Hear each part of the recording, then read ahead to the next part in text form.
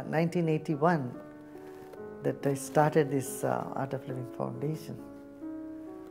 10 days of silence which I took brought forth in me this idea that, that our breath can help people to calm their mind and connect with their inner self. Art of Living Foundation in the last 30 years have grown so much worldwide. It's the effort of all the volunteers, it's the inspiration that volunteers got by their own experience. So I leave it to the volunteers to take wherever they want to take. Here is the knowledge, the beautiful knowledge which can uplift people's spirit, that can help people to get over their sorrows and troubled times, and which would open their heart to a new vision.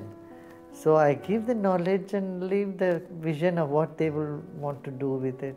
See, I always stood for anything that would help human values, anything that would nurture human values and bring people together,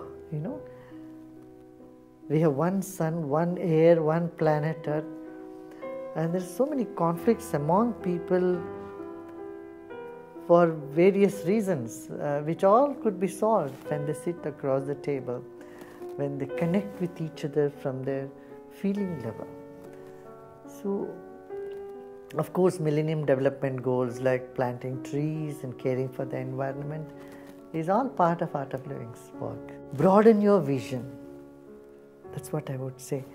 We have to spiritualize politics so that the politics is free from corruption. We have to socialize the business so that the business is not too greedy and selfish. And we have to secularize the religion so that religious terrorism doesn't take place on this planet. The politics which is full of corruption and selfish goals. So broadening one's vision, seeing the whole world as one family, caring for the planet, is what spirituality is all about. Education.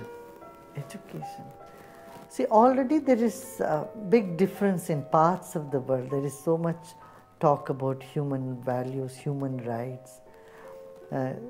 Human right concept was absent in the Middle Ages, right? So now in this latest century, we are talking about human rights. We are talking about dialogue between cultures, civilizations.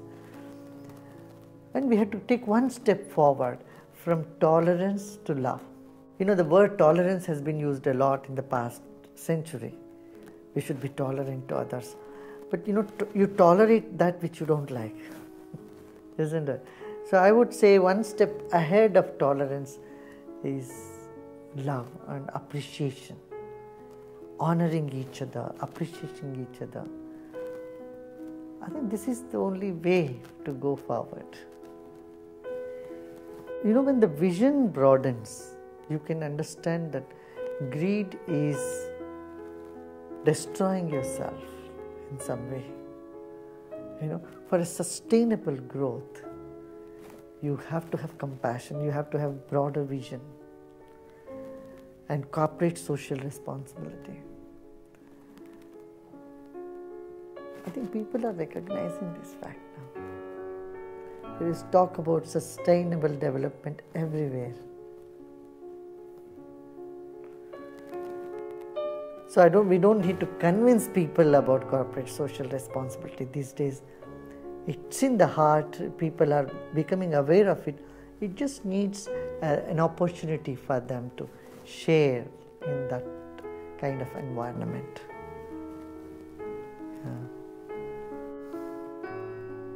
People in poverty, there are two issues with them. One is their self-esteem, another is an opportunity. So you need to provide them an opportunity, at the same time increase their self-esteem. If the self-esteem is not attended to, you only give them opportunity, they simply don't take it. And if only self-esteem is raised and there is no opportunity given, then also they can't do anything about it. So we need to improve their self-dignity, self-esteem. That's why our programs are very, very useful in developing the sense of self-worthness in people, in poor people. And then they become very creative. They take every challenge as an opportunity. And they get the courage and strength to move on with that, And providing material things for people who are in dire need, like when tsunami hits or any disaster happens, an earthquake happens. We all have to come together to help them out, But we should never make people depend on aids. And outside aids come, and with that dependency can make them very weak. So you need to raise their self-esteem and also give an opportunity together. And this is what Art of Living is doing all the time. We do this program in many villages in India. We have been empowering women, and we have a women empowerment program, especially for this, like tailoring, and of course we are very much in tailoring, and then for them to learn computer training and being entrepreneurs, training them to be entrepreneurs. This is something we are doing. We're also educating villagers, the farmers. We have an agriculture department, how to grow organic food, how to make more out of it. Similarly, children welfare program also. We have a number of programs in which we are providing children and taking them away from child labor. We have 12,300 kids whom we have taken away and put them into schools, and we have provided them free education, room, board, everything. There is so much opportunity to serve, in the world. The world needs, it just desperately needs people's participation. We are working nearly 30,000 and odd villages in India, and then also in Africa. And there's so many women are getting trained. We give them training, and they are very, very enthusiastic, because we give them the training in their personality development as well as skill development. So we have thousands and thousands of women whom we have trained them in tailoring. So they are skilled, and they need an opportunity. They need job opportunities now. Of course, they keep doing small work here and there, but any help for them is always welcome. Fashion, if it's properly understood, it's very spiritual in nature, because our consciousness is new all the time. In the World Fashion Week, remember, it's the wow inside you. The wow that is important for fashion. Never take fashion for granted. Fashion should create the wow or the astonishment in the spirit. And it is meant to uplift the spirit, drop the past and move on to the future. That which fascinates is fashion. And mind always wants fascination. Something it says, wow.